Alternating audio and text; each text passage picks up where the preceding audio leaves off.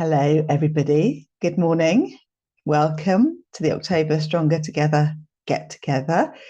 It's a pleasure to see all of your lovely faces and to welcome new people as well. So welcome to this session. And last month in September, we had Tracy Miller joining us, and she explained the importance of the period of time that we're in at the moment. So there's this window of opportunity between like the middle of September all the way up until the middle of December, just to help as many people, help as many clients, get as many clients on board as possible. It's a really, really important time.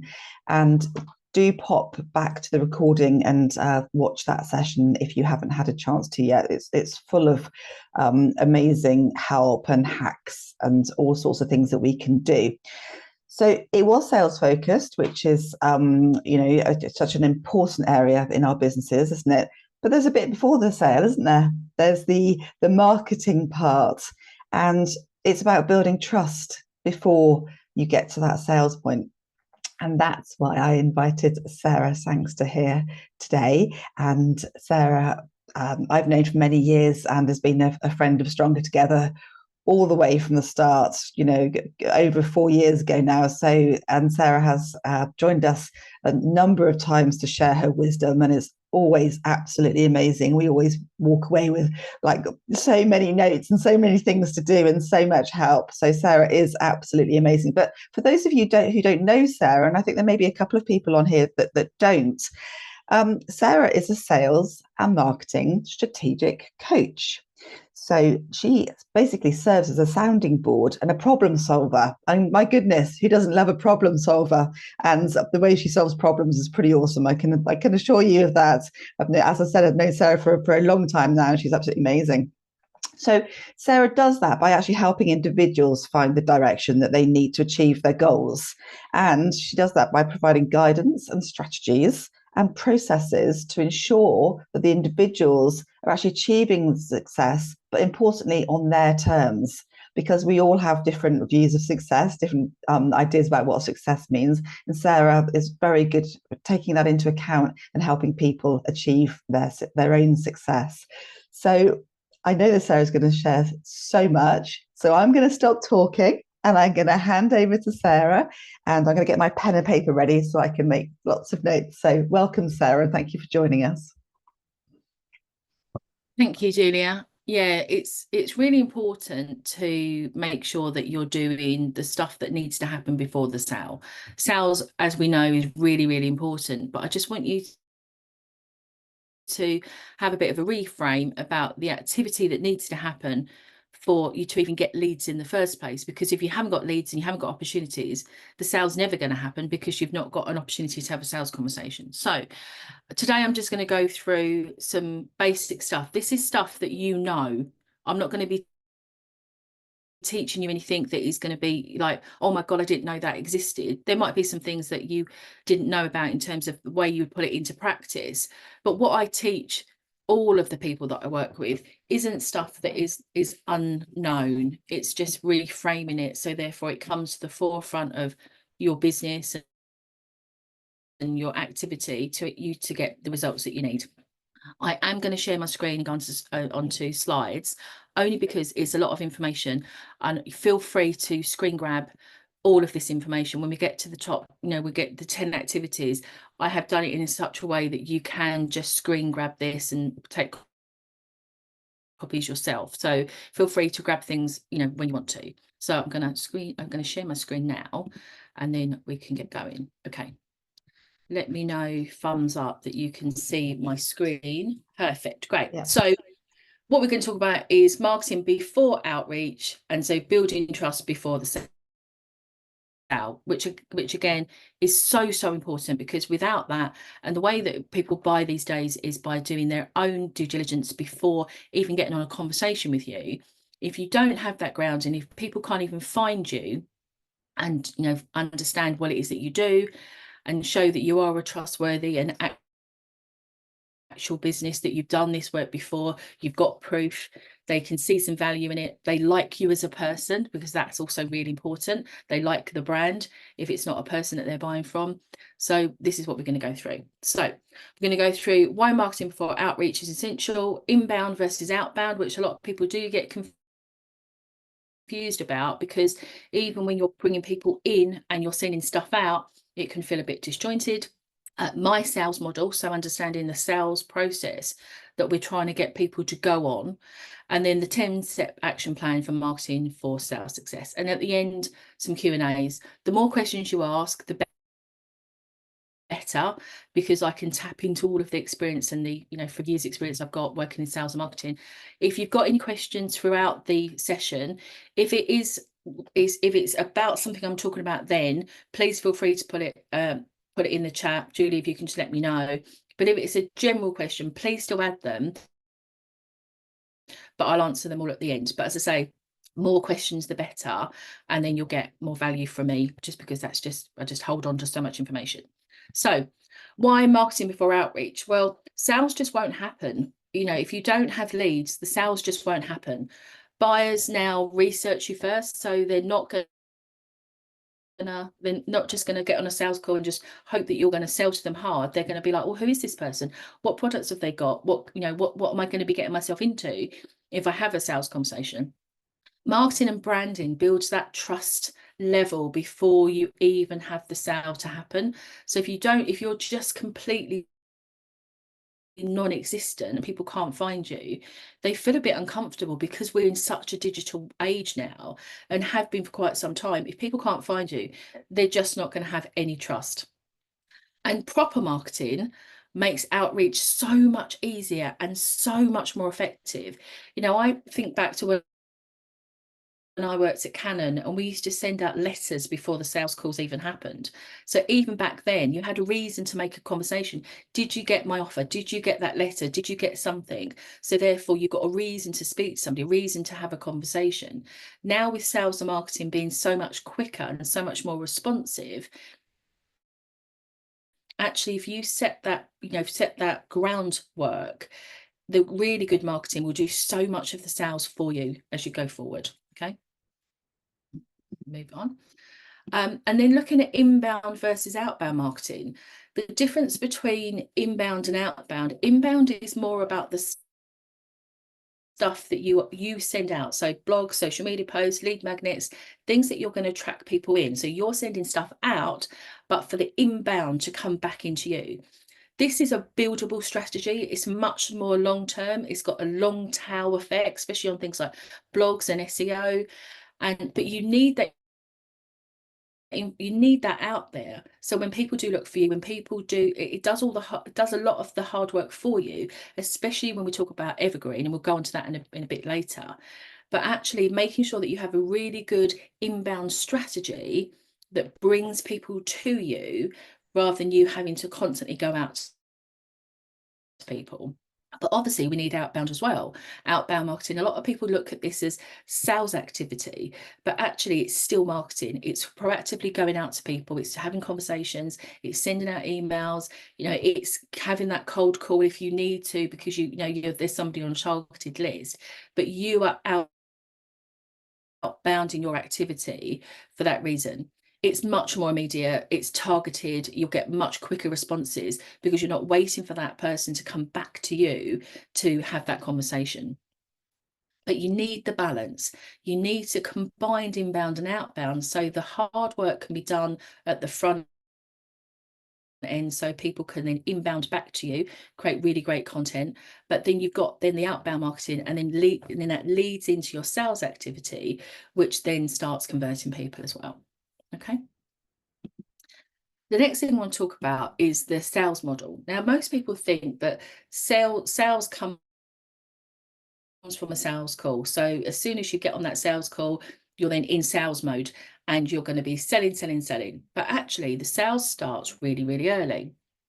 And it's understanding the difference between when marketing leads into sales and when they actually sit hand in hand together. So this is my model. So this is the sales model that I teach all of the people that work with me.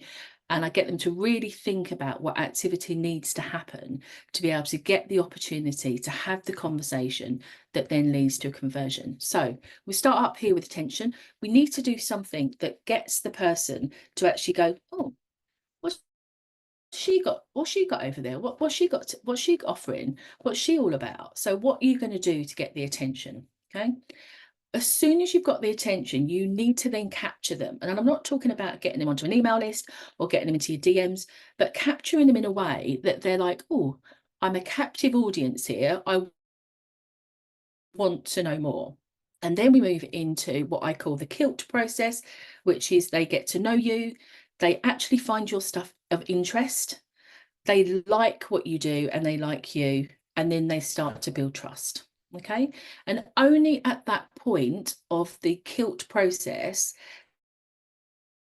the opportunities become available. If you go from attention to conversion, you've missed out all of this trust building exercise, all of this stuff that they're following you, that you've got them as a captive audience. They start researching, watching your content, understanding who you are and what you do. If you go attention to conversion, it's going to be very, very difficult to convert them. So capturing them and then having that kilt process. And then when the time is right, when the opportunity arises, you then make your move and then say, look, I think we need to jump on a call. I think we need a bit more conversation about this. And throughout the whole process, you have a nurtured approach. So you're really thinking about all the touch points, the way that you're showing up, the way that you're asking for the people you want to work with in a nurtured way that they feel like it's more of a swapping of time for money, or they're paying for your services, but it doesn't have to be a hard sell. I'm not a lover of hard selling because I don't think it's necessary. It's a case of, if you've got a need and I've got a solution and it works and we can work together and the price is right and it all feels good, do we like each other? Can you afford to pay me? Can I add value to your life? The sale will naturally happen if you follow a great sales process.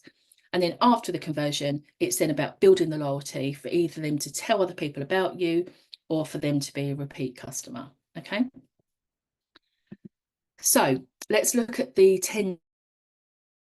10-step action plan. Now, this is the bit you can take a screenshot of, or you can take a screenshot of anything, but these are the 10 things that we're going to be going through in a bit more detail. So we're going to be looking at getting your profiles ready, allowing people to understand what it is that you do and who you work with.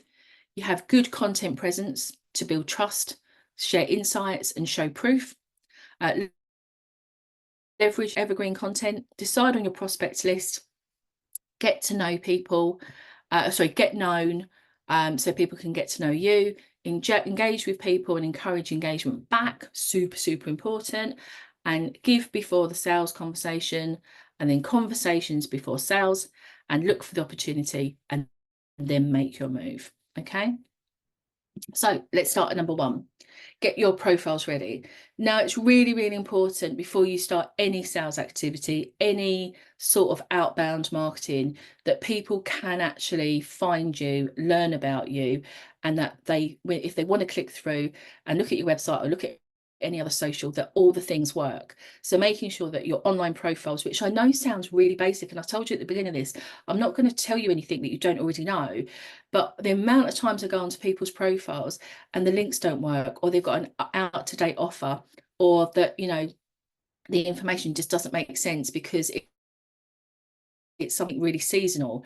Making sure that your online profiles are professional and up to date is super, super important.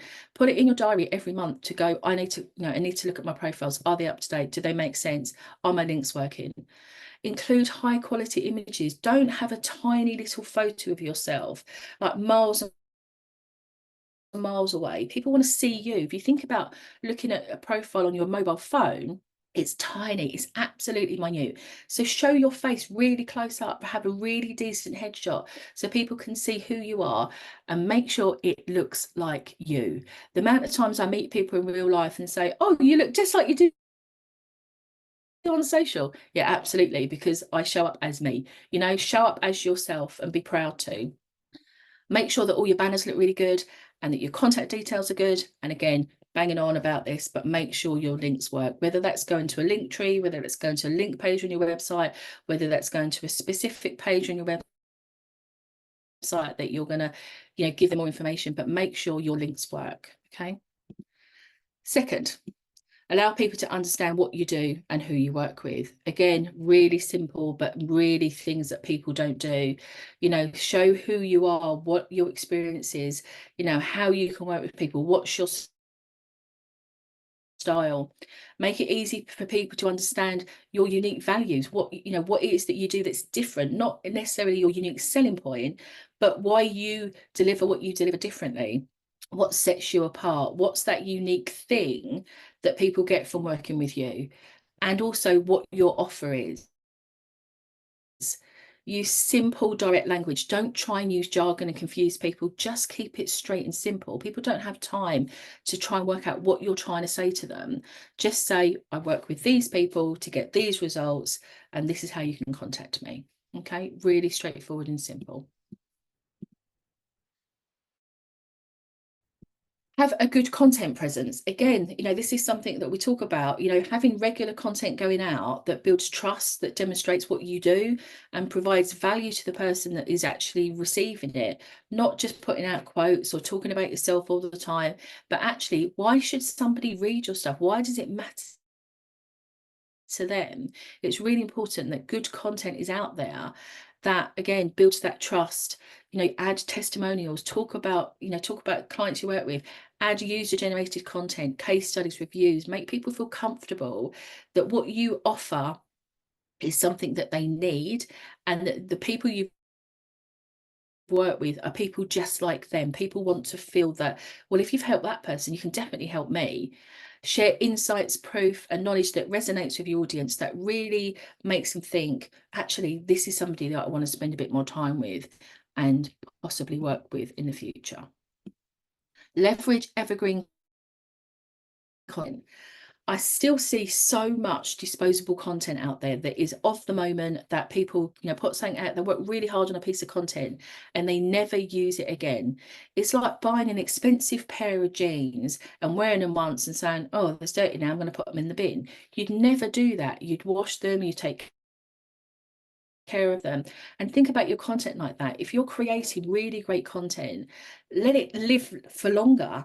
We don't need to have stuff that's seasonal necessarily, but if you've got core content principles, they can be used again and again. So create content that remains relevant over time. Blog posts, guides, how-to videos, stuff that really shows your value. Be consistent, put stuff out over and over again, put out the same things over and over again, push people to leads. So therefore, when you're not actively on social, because we don't want to be on social all the time, even I just want to switch off from it, but I know that I've got content going out all of the time, and I just set it up once and it just goes out again and again and again. And that repurposing evergreen content across multiple platforms, even if you don't have business on Facebook or you don't have an Instagram strategy, utilize content that goes out on all platforms. So if somebody's looking for you, they see you everywhere, even though you don't have to be everywhere. Decide on your prospect list. Now, so many people I speak to don't have a prospecting list. They don't know who they're going after. And it's a bit like saying, well, I need sales and I need leads. And I say, okay, who are you targeting? Well, oh, she's a 30-year-old. No. What businesses are you targeting? Who are you going after? What's on your prospect list? Let's go back to old selling sales prospecting. I run 100 lists with all of the people that work with me. They have 100 prospects on their list at any one time that are in red, amber, or green. They know where they are, where they're in conversations for. Make sure you know what your prospecting list is. Identify who they are and make sure they're actually people you want to work with. If they don't align with you, if they don't need your service, get rid of them, get them off your CRM altogether, because you don't need them there. Prioritize people that you are showing that have had interactions with, or you're starting to have engagement with. Put them up to the top of the list, contact them more, look at their social, and making sure that you're interacting with them on a regular basis. and make sure you're opening your prospecting list every single day, even if it's just to see where people are. Look at what they're doing and making sure that you're reorganizing people on a regular basis so you're ready when it comes to doing that ongoing outreach. Get known. Show up and let people know that you exist, whether that's actively participating in conversations, when you get invites on LinkedIn to be an expert on a post. Make it happen. Say get your voice heard out there. Making sure that you're building visibility on all social platforms by using Evergreen, where your prospects are. Don't just think, oh, it's a business, they don't exist on Instagram. It doesn't mean that the person that's making decisions doesn't have an Instagram account. It's very, very rare for somebody to not have an Instagram account now. So just because the business isn't there doesn't mean the person that's buying isn't. Making sure that you build visibility by sharing good social posts, but making sure you're curating them, not just sharing them because it's lazy. Put your voice on it, making sure that you're actually adding to the conversations, and add comments to your prospects' posts where appropriate, but don't sell to them. Just say, that's great. Oh, that's amazing. Have you thought about doing this? Or, oh, I've never thought about that. Have you looked at this? Really start to engage with your prospects in their posts so they start to see your name. Engage with people and encourage engagement back, whether that's posting polls, but also following up, asking questions, but making sure you're following up, asking for keyword engagement, and yep, you've got it, making sure you're following up. So many people do these great polls and get great interaction and then say, oh, that's great. If I do a poll, I contact every single person that has commented, thanking them for the information. If they then give me an answer that they are showing that they need more support, it then starts a really good conversation that could potentially move into an opportunity for a sale. Give before the sales conversation. This whole thing about the lead magnets, all of those sorts of things, it doesn't have to be that complicated. It can just be sharing a free resource or saying, look, let's jump on a conversation, I can really help with that. Giving something a PDF inside DMs is much more valuable than saying, oh, drop me your email and I'll send you something, because they feel like they've been massively captured. Giving something first, it really builds trust, the goodwill that it feels like you're giving stuff away, and therefore the sale might not happen. But actually that calmer feeling of giving something before you're asking for something really does pay dividends. This will increase your chances of having a really good response when you go to have that opportunity to make your move. And in conversations before sales, really make sure that you're focused on building really good conversations. It's not about going, oh, let's just jump on a call. What are they doing? Where are they? What are their sticking point? Actually having short, sharp conversations in a DM before you speak will really ramp up that conversion rate, because all of the uncomfortableness, the objections that they might have, you talking to them about pricing this, sometimes you can have all that uncomfortable stuff in a chat where your nerves aren't getting the better of you, and then you drop in price, or you're then saying, oh, I don't know what to do, and then it makes you, then you quickly rush off the call and you don't ask for the sale. Use that conversations to really get to the point of when you jump on a call, it's just about logic. It isn't about closing the sale, and making sure that you've got a good rapport and that you are being able to tell people what you do, and it comes off really, really natural. Okay. Look for the opportunity and make your move. Really is about waiting for that time where people are putting their hands up and saying, look, I think that we need to talk. It doesn't have to be as direct as that. It's just looking for those buying signals, knowing your clients well enough that you know when the buying signals are, and then how to actually jump on that.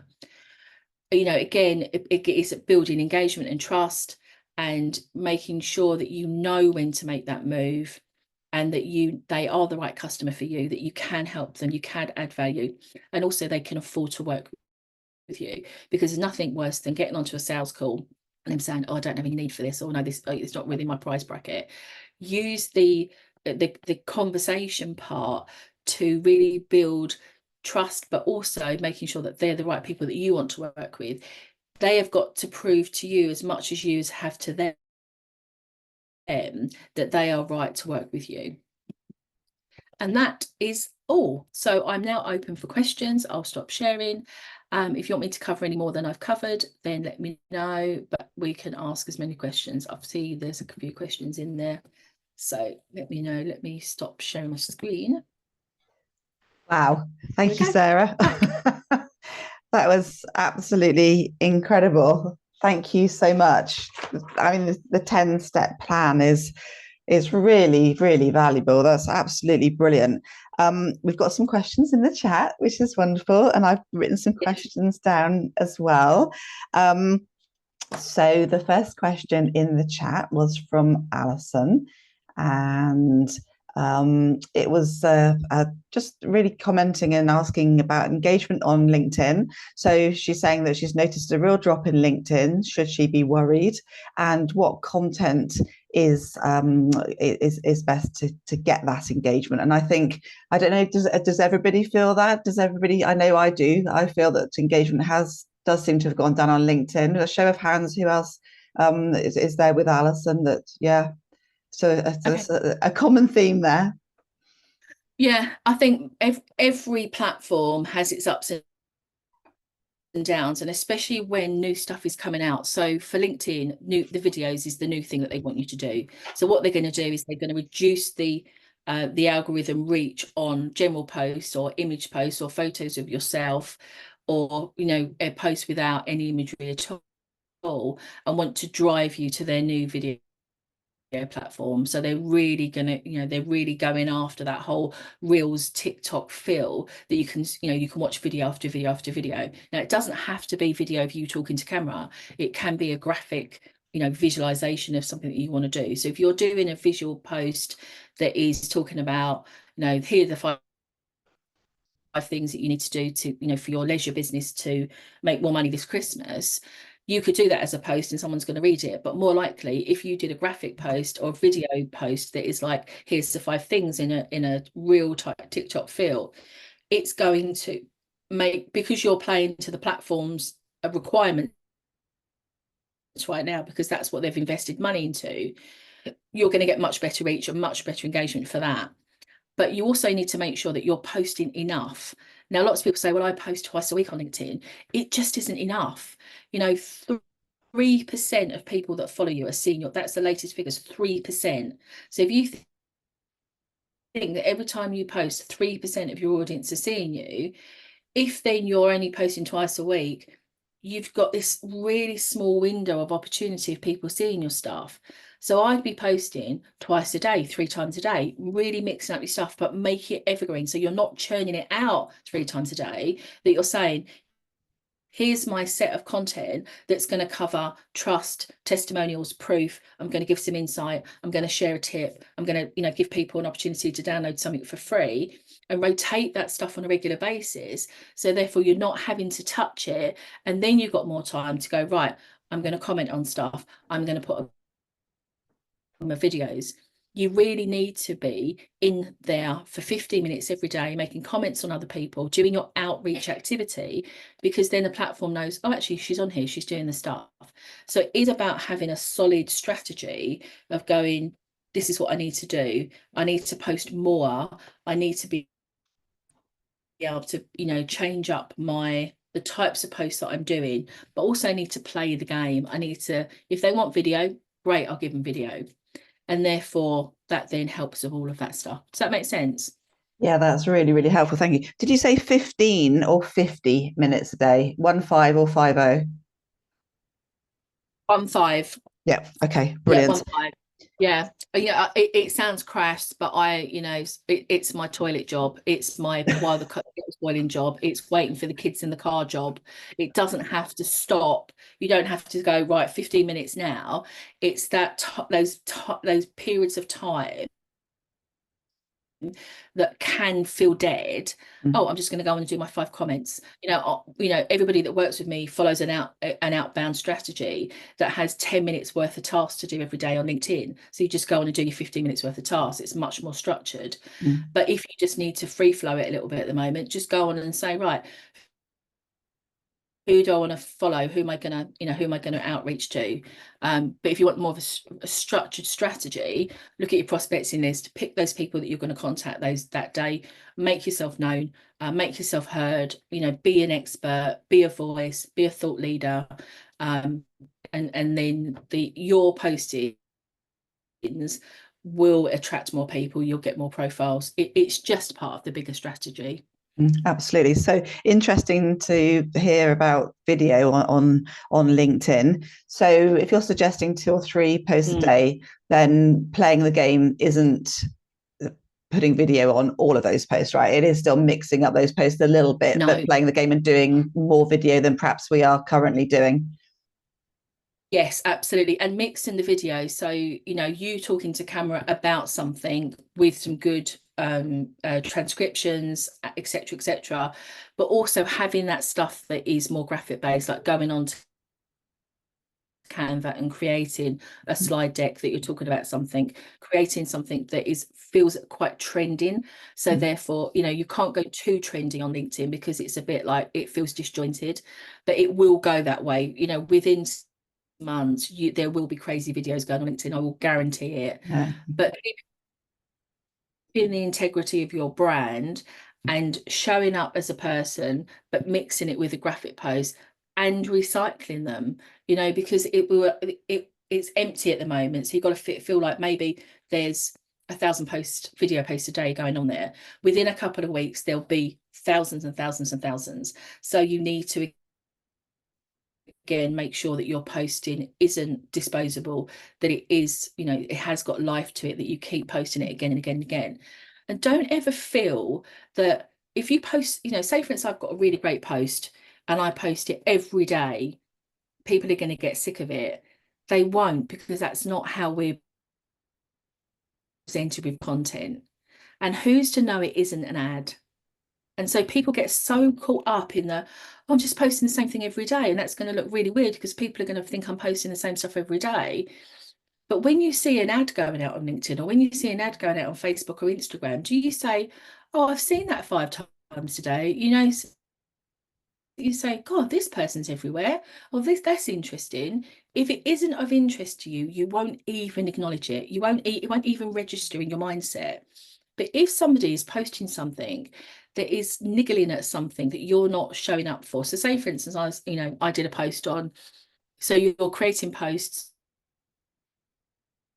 and they're disposable and you're not, getting to evergreen. If you're going, oh yeah, I'm doing that. I'm guilty of that.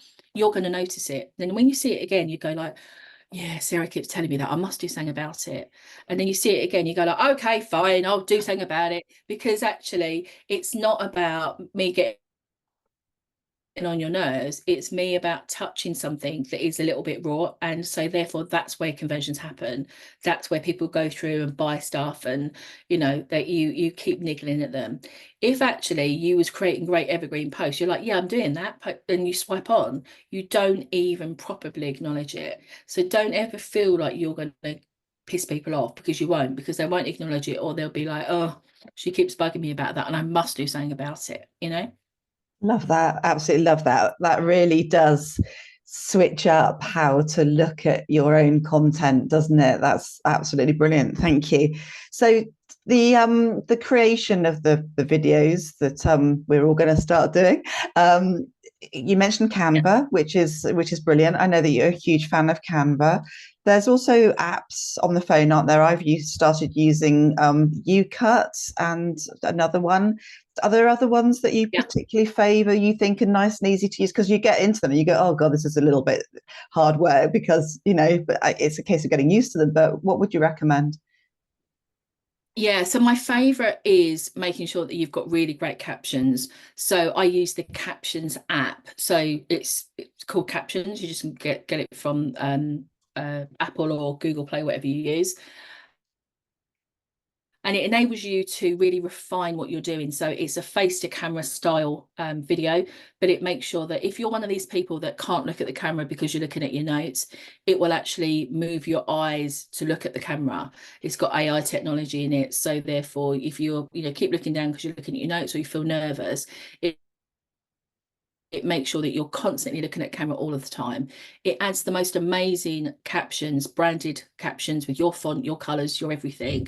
So it actually feels like quite a well-constructed video that takes literally seconds to put together. So captions is my go-to for everything.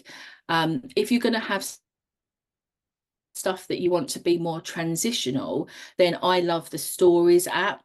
It's again, really simple, loads of great templates for you to either put in images or videos, with intros, outros, that sort of stuff. They're my two go-tos at the moment that I love. And again, Canva, because you can now edit video, you can put in your transitions, you can put your logos, all of the stuff on there, and you can do it in the right sizes. It's important as well for me to mention that the videos on LinkedIn must be in the 19 by 16, 9 by 16. So it's got to be in the full reels, stories size, and it can't be your landscape stuff. It's got to be your full phone size, because that's what they're trying to do. They're trying to take over that video mobile phone feeling. So Canva, absolutely. Have a look at captions. I do more expensive captions, which enables you to create. I don't know if you've seen these videos where you're talking and all of a sudden, some icons come on and some videos and some whatever. You can create some really great stuff with that. But these are really, really good software, and also desktop version, which I absolutely love because I don't always love to create everything on my phone. So captions and then stories. Yeah. Okay, brilliant. But before we get into the, like the sort of gradually get to the more advanced stuff, the recommendation is start with any type of video, but basic, just simple, just start and sort of build that up gradually. So yeah, that's really worthwhile. Absolutely. Thank you. And So don't just get held up by technology. Don't waste your time trying to make everything look perfect, because actually what people like is to see you. They like to see you. And so therefore, if you just go on and you're talking to the camera, I can't stress how important captions are in this day and age. Not only being inclusive for everybody that's watching and reading and listening to your stuff, but making sure that actually when people can't put the volume on, that they're not just swiping past because they just don't have the facility to watch it or listen to it. Making sure that the life of your post can hang around for that reason. Yeah, that's really, really, really useful. Thank you. Before we move on to Kathy's question about scheduling software, and before we just check in with Alison to see that her question has been answered, could we have a conversation about business pages on LinkedIn? Because they do seem to be sort of putting a bit of an investment in business pages. I mean, there was conversation a few years ago that business pages were going to be scrapped, but that doesn't seem to be the case at all. In fact, it seems, my gut feel is it seems that they're getting a little bit more popular. What's your thoughts about that? Have you got any inside tips on that? Should we be... Yeah, there's a division between solopreneurs or people that have a micro business that might only have one or two people working for them versus company pages. So multiple people that need to be under umbrella because it's a much more sizable business. Now, LinkedIn are always going to go for where the money is, and the money is going for big corporates that have the spend, that need to have a business feel. They're not going to be building not really going to be building personal conversations with people that are outside the sales or senior leadership team. So therefore, that's where business pages become into their own when it comes to the corporate world. Now, I still have a business page. I still post on there. I still want people to see that I'm a business, and and I share, information across. But because I don't have a huge team of people that work for me, I don't need people to say, well, that person works in that department, that person works in that department, etc., etc. So have a presence, but don't waste too much time in business pages, because people, majority of the people here are going to be buying because of you. They're going to be buying because of the service you offer and the person that you are. So spend the time building a really good profile, making sure that you're firing all cylinders, that you've got really great content, that you've got really great connections, that you're interacting with people. I know lots of people really concentrate on the SSI, but it's a really good guide to know where you are, because actually, if you're like, if you've got a high number, or you've got one that's really low, at least you can understand the activity you need to do to drive that up. Don't do it as, this is gospel, this looks okay, I don't need to do any work, but just use it as a bit of a guide. Then you'll know that actually I'm doing all of the stuff I need to do. Build your personal profile, because that's where you're going to get return investment. Share some stuff on business, but do not, as a solopreneur, micro business, spend huge amounts of time and effort, because people will buy from people. Okay. So publish articles and etc. on your own personal profile, but pop them over to your business page so that there's a presence there. Yeah, brilliant. Okay, thank you. That's really helpful. Yeah. And Alison, how do you feel now about LinkedIn? Has that given you some ideas? Yes, it has. I think for me, it's I think someone mentioned it about being a perfectionist, and obviously being a designer doesn't help. So I hesitate about putting like video content, and I've obviously got loads of things I could be putting together. It's just going, okay, it doesn't have to be perfect. Just get something out there. Yeah, but for you, Alison, it could be, looking at, what you've been working on this month. You could, do a quick slideshow transition on Canva that's like, look at all the stuff we've created for our clients this month, or it's October coming up. Are you ready for your Halloween stuff, Christmas stuff? Look, follow your schedule of your calendar for your leisure businesses, and say, don't forget to do this. Look at all of the work you've been doing. Use it as a little bit of a show off of the stuff that you do, or use it as a testimonial. Build some case study slides, even if it's just 5 slides talking about someone saying, this is what their logo looked like before, this is what it looks like now, this is the feedback. So you can build stories on videos. It doesn't necessarily have to be you talking. If you're going to, then it's going to stop you from doing it, because you're going to move into perfectionism. You can create something really nice and use it as a little bit of a template that every month I'm going to do. This is what we worked on this month. This is what clients have said about us this month. Putting stuff out there that then feels that you're working towards the platform without then sacrificing on the brand and the look and the feel, because you are going to get judged, because that's what people are buying. But you don't need to feel worried, because your stuff looks beautiful all the time. Just show it in a different format. Yeah, cool. Thank you. Amazing. So just following up with the LinkedIn theme, Philip has asked if it's true that when you post a second or third time in a day, it will decrease the reach of your first post.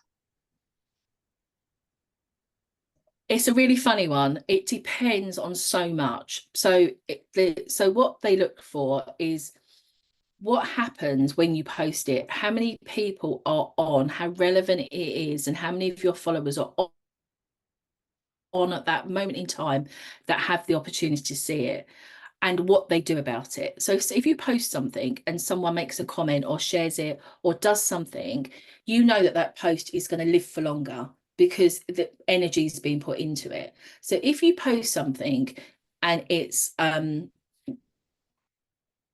tumbleweed and nothing happens, and then you post something later on the day and then tumbleweed, nothing happens, and then you post a third thing in the day and tumbleweed, nothing happens, of course the first post is going to die quicker, because you've got more relevant content and newer content in post number 3. So yes, that is going to happen. But if you post number 1, like a poll, people start interacting with it and commenting on it, the energy of the life that's put into it is going to continue on. And when you do the second post and someone comments, it then goes along for the ride, because people are still posting number 1, and now potentially they're posting number 3. And now there's number 3, and then that might get tumbleweed, but number 1 and number 2 is still moving because it's got energy going into it. If it's tumbleweed across everything, of course they're going to die quicker, irrelevant of how many posts you do. But we have seen that when people post once and there's a little bit of interaction, and then they've post twice and there's a little bit of interaction, and post 3 times the interaction, the total of each individual might be slightly lower, but the increased post on and reach across all 3 collectively is higher. So you've got to play the numbers. But again, you can't just post stuff that is not going to get anything. You've still got to think about what you're posting. And the beauty of evergreen posts and recurring posts is that it's like a TV ad. You know, when you post, my mum used to work for an advertising agency that made TV ads, so PG Tips and all stuff like that. The amount of money that went into creating a TV ad is crazy. It's so expensive. Could you imagine if they'd spent 100 grand on a TV ad that just played once in between, EastEnders on a Monday night, and they never used it again? That would never, ever happen. But actually investing in the front end of your content and creating really good, substantial, converting content that shows people who you are, how they work with you, all of that great stuff, and then posting it again and posting it again and posting it again, rather than creating really disposable, cheap content that then only has the legs to go so far because the quality isn't there. So it is about quality, and it is about repeating it again and again and again, rather than creating loads of cheap. Let's look at it like this. It's about buying your knickers from Primark and buying 20 of them, knowing that they're not going to last for very long, versus going into, a really expensive underwear shop and spending £100 on a pair of knickers that is going to last you for the next 5 years. It's about the investment you put in the front end to be able to use again and again and again. Love the knicker analogy. That's brilliant. Thank you. That's really helpful. Thank you. So moving on to Kathy's question, Kathy Cornish has asked what scheduling software you would recommend to get on all of the platforms quickly and easily. It's like, how long is the piece of string? There's so many factors that go into it. It depends on what platform you want to go onto, whether you want to do something that's campaign driven, whether you want to have an evergreen feel to it. So it really depends what your overall strategy is. There are so many tools out there now that each do their own thing. The one that I use is the one that is in my system, in the Sangster system, that does evergreen, it does scheduling, it does links, it does multiple platforms.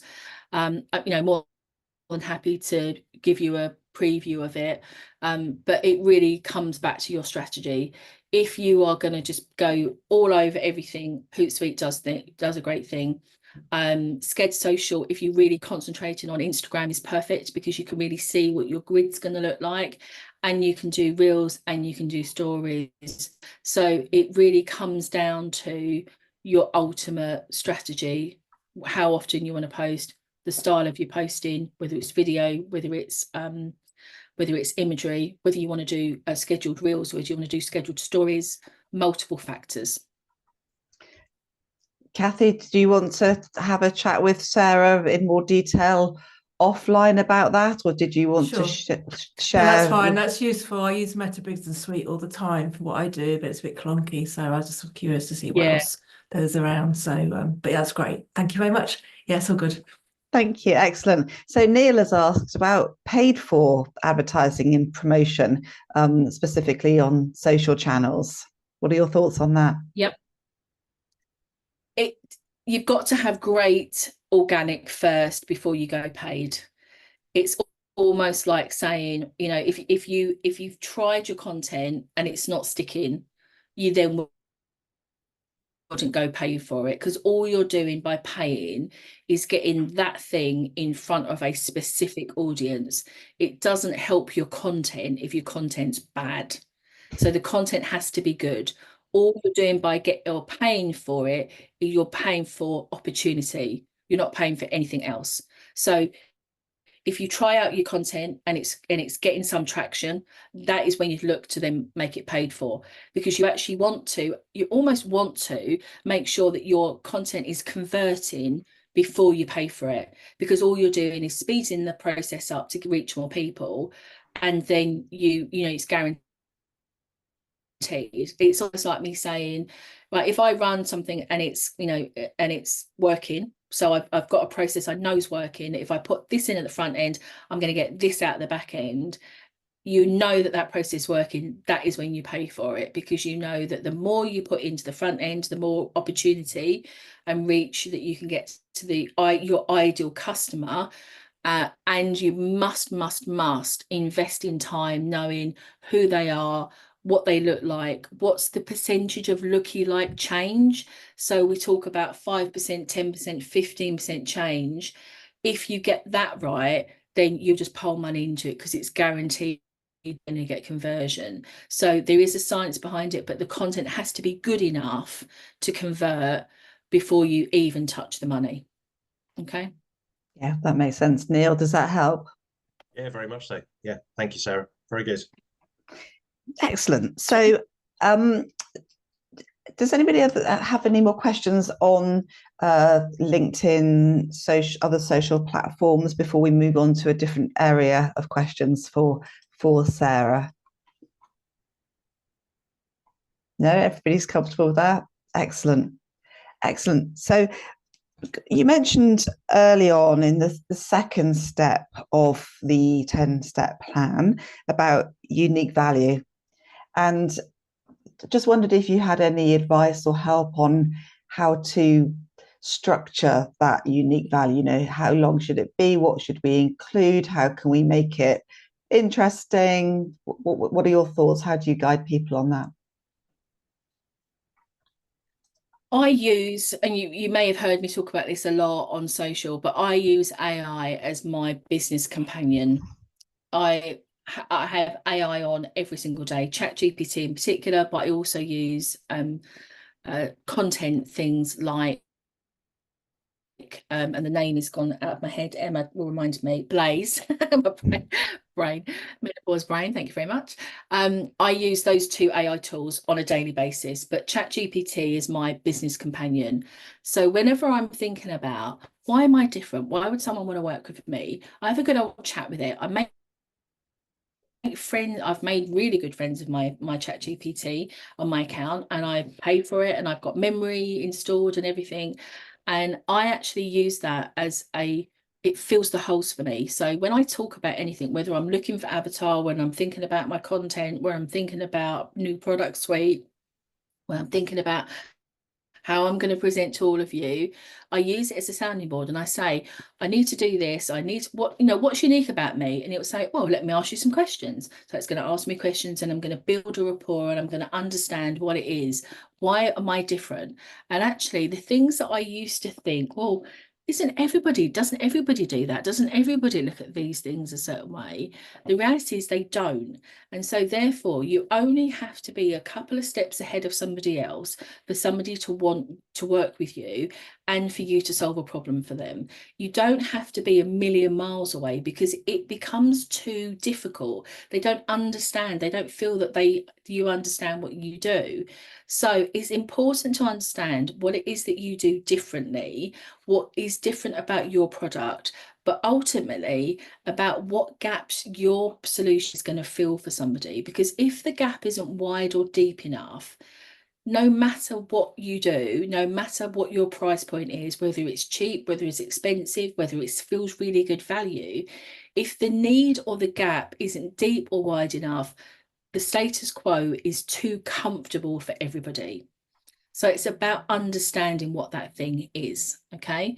So understanding what you do, how you do it, who you work with, and don't be afraid not to micro niche, but to understand that you work with these people because that's where you get the best out of you and the best out of the product that you have. And it's okay to say, predominantly the people that I work with are mums of pre-university age children that are ready now to ramp up their businesses, that they've played it safe too long and that there've been constraints, and now they're ready to actually live their life on their terms and their business.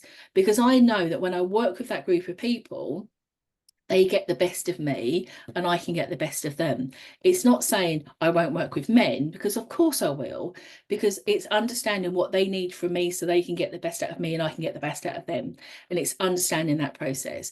And so using things like AI technology for the best reasons, it can fill the gaps for you to understand your avatar, from rather than knowing too much and being too close to the product and too close to yourself.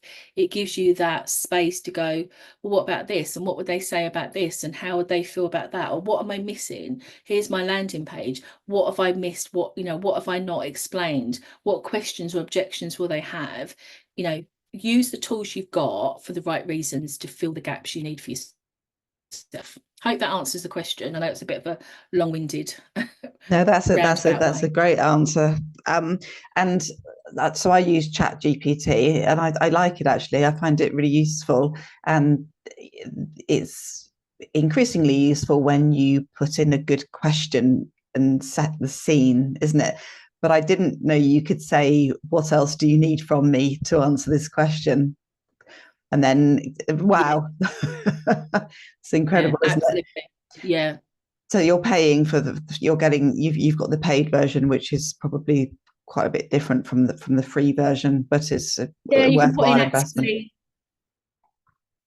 Yeah, put in active links. So if I say, look at, and one of the great things I love about one of the new features, and it is about understanding the prompts that you need to ask it, is about, if I see somebody that I feels really similar to me, offers a very similar product, that might feel like a very similar character, I put in their website details and then say, this is a competitor. Tell me why they're different to me. Tell me what they do differently and what their strengths are, what their weaknesses are, what the opportunities are. Do a full SWOT analysis on their business and find out, well, why am I different? Why would people use me? And then use that in your marketing language. Not to say, don't use this person because they're this. Go, I'm different because I have this angle. If you are this type of person, I'm probably the right coach for you because of this, for this answers. So, using it to your ability, not to steal information from other people's, but to understand and actually, what's their weaknesses, what's my strengths in comparison to that. Really spend some time on making sure that you are getting to know yourself, but with these great tools that are going to make it happen. Yeah, absolutely. And actually, the lovely Aileen on the call mentioned in a meeting that I was in with her a few weeks ago that she'd had the suggestion that putting in our own recommendations into an AI tool and then saying, what are the top 5 reasons that people work with me? Or putting in case studies and recommendations and saying, what are the top 5 problems that clients have that come to me that I solve? And getting the tool to analyze that content is brilliant. I've yet to do it, but what a fantastic idea. Yeah, and like anything, you could spend so much time going down into this rabbit warren of lots of things, and making sure that the time you spend, just like the time you spend on social media, has an end time to it, and that you don't then waste a load of time creating all this great stuff but they're not doing anything with it. So making sure that you're going on for a specific reason. And my absolute top tip when it comes to ChatGPT is download the app onto your phone and talk to it. Don't type. Turn on the microphone and have a conversation with it. And I say things like, listen to my accent. I'm from London on the east side, Essex. I don't want to lose my voice. I want you to understand what it is I'm trying to say and my mannerisms. And therefore I can speak much, much quicker than I can type. And I'm not overthinking, have I spelt that right? Have I done that right? Have I done that right? Does the tone sound right? Because when you type, there's no tone, but when you speak, it sucks up all of that stuff. So often I'll be like, da, da, da, da, da, da, tell me what you think about that. And it comes back and says, well, what about that? And well, I'm not sure about that. And I literally have a conversation with it. So the more you can do with that, the better your conversation is going to be. Okay. Yeah, brilliant tips. Thank you, Sarah. And I just wanted to say there that Emma Rundle, the lovely Emma, as an amazing content writer, has said from the depths of her heart, please do not cut and paste any writing from ChatGPT or any other AI tool, I would imagine. Use it for research and editing. And Richard Turner, as an executive coach, has absolutely double underlined that. It's a big no-no to cut and paste. Absolutely. I think we're all going to start spotting it a mile off, aren't we? And also, there are so many tools out there that will recognize AI technology stuff. So it's really important that you aren't using it as copy and paste, because all you end up doing is everything becomes vanilla. So therefore, you know, for research time, it's gonna, and Emma won't mind me saying this, sometimes when she gets a new client and she needs to understand who they are, she's not going to spend hours and hours and hours on their website, because that would make the cost of working with that client so crazy high. But actually using AI technology to say, tell me about this person, and just let me understand what they're about, and especially on products that she hasn't got any experience in. I think once she did like aircon or something, wasn't it? And it's like, well, you don't know about the technology of air conditioning, but you know how to write great copy, so you using it. Yeah, website. Yeah. So it's, you know, it's understanding actually when you use that, and the more vanilla content you put out there, you can see it's AI driven. And so it's using these tools to better what you do, not to replace people like Emma, because Emma's never going to be replaced in what she does. And it's just about manipulating how you can make your life easier to be able to then, you know, do what you need to do within your business, you know. Absolutely. So no, never copy and paste. And can I just chip in and say the other issue with the AI tools is hallucination, which applies in a number of different ways. It's the big thing when you're using it for text generation is it can put in absolute whoppers with a completely straight face. You know, like a little kid telling you, no, I did not eat all those biscuits, despite the trail of crumbs. But also when you use AI tools in other media as well, the same thing can happen in a different way. And the example I came across recently is that Adobe have introduced a really good AI-based noise reduction tool in their video editing.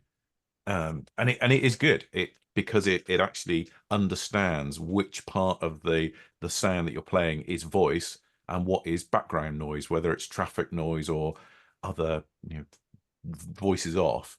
But every now and then it makes a mistake and it grabs something from the background and it tries to make it into the speaker's voice.